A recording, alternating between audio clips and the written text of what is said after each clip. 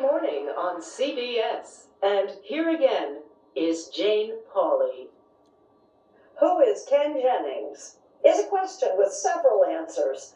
Among them, winningest game show contestant ever, and more recently, newly named permanent host of the beloved quiz show Jeopardy. Luke Burbank catches up with Krn Jennings. The category is Famous Jennings. After being expelled from Jamaica in 1716, this privateer became the unofficial governor of the Pirate Republic of Nassau. Oh, I don't know this. It's one of my pirate forefathers named Jennings. Krn Jennings might not know his trivia quite like he used to. This is the ravages of time we're witnessing. Yeah. This is like watching me turn to dust and blow away in a chill wind. Krn Jennings! You are the greatest interview of all time. But that's okay if he's a little rusty, because these days Jennings gets to see all the answers long before he heads out on stage as the now host of his favorite TV show ever. It's kind of the plot of Charlie and the Chocolate Factory, I guess. A retiring leader of a franchise takes, 5 little boys and girls to see which one of them really loves his chocolate the most. And I was the one that didn't get sucked up the pipe or whatever. His Wonka, longtime and legendary host Alex Trebek, who guided the show for decades. Jeopardy! A show that turns 60 this year.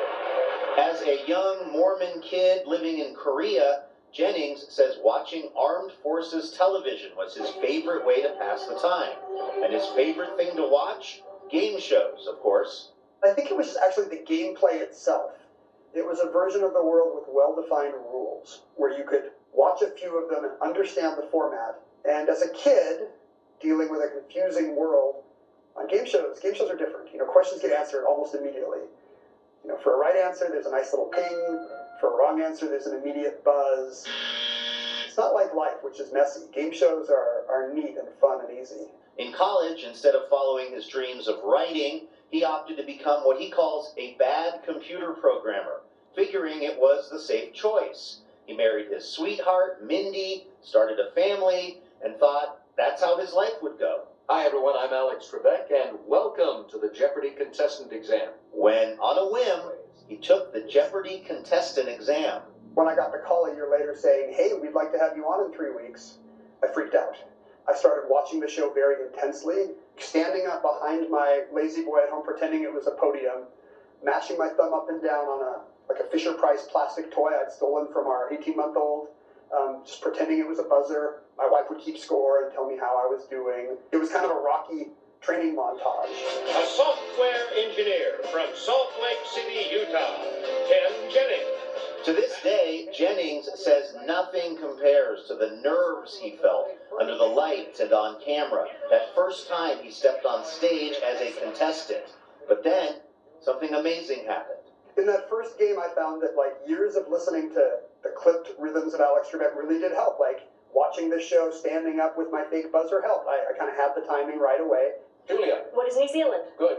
In that first game, the score was close, and it all came down to final Jeopardy. And I remember Alex accepting my response. It was about the Sydney Olympics, who is Marion Jones. And I had just written down who is Jones. And Alex pauses for a second ooh, is that enough? Is he just guessing a last name?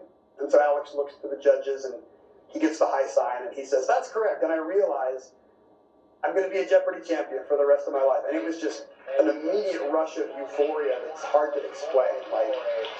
As good as the birth of my kids. I can say that now that they're, teens and out of the house. It was just an amazing moment.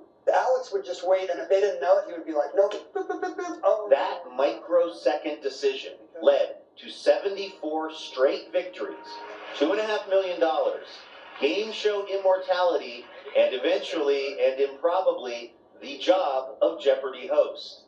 So, I am standing at, you might even say, an altar of sorts that many of us trivia nerds have thought about a lot. This is the light pen, the telestrator, where you can write down your name and your final Jeopardy response. Why does it seem that so many highly intelligent people have such questionable handwriting on this show? Is it something to do with the device? The pen got better. This is much nicer than the version I was trying to write with, which I think had a cord back in 2004. It's funny, I'm getting flashbacks just by being here. It's almost like there are two Jeopardy sets for me. You know, there was this one that here, and there's like just a chasm between you and Alex. Jennings will admit to one possible advantage he might have in the job, his empathy for players, because he's been there himself. Still, Alex Trebek looms large.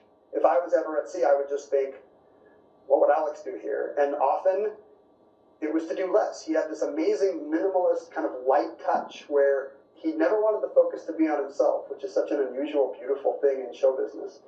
I kind of feel like even now, I want to be Alex Trebek when I grow up, because nobody's ever going to do that job as well as he did it. Which brings us back to our game, and a mistake I made earlier, which the judges caught. At the top of our story, I said they give Jennings the answers before the game, but of course, that's incorrect. They give him the questions. So where exactly did that come from? Well, from Jeopardy creator Merv Griffin's then-wife, Julianne, the story goes. Yeah, so Merv and Julianne are on a plane coming back from vacation, and he's trying to come up with game show ideas.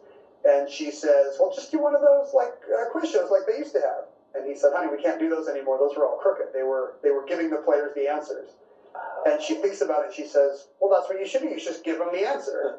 And they'll come up with the question. And he says, what do you mean? And she says, 5,280 feet. And he says, what is a mile? And that's the birth of Jeopardy right there.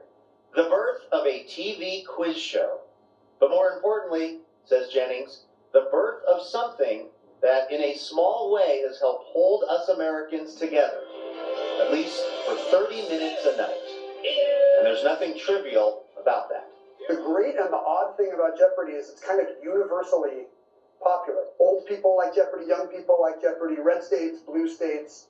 It's bizarrely universal. America still agrees that there's like a half hour every day where facts do matter, and we are allowed to adjudicate things as right or wrong, actually based on science and history. And I do think that's an important bulwark.